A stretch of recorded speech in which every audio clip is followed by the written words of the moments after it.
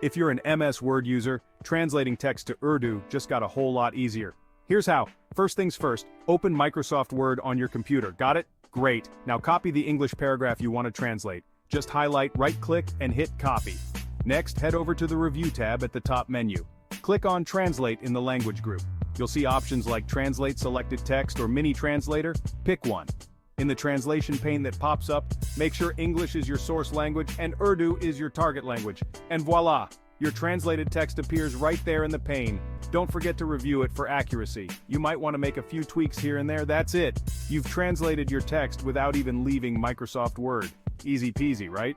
Remember, this built-in tool makes translation quick and hassle-free. Try it out next time you need a translation done.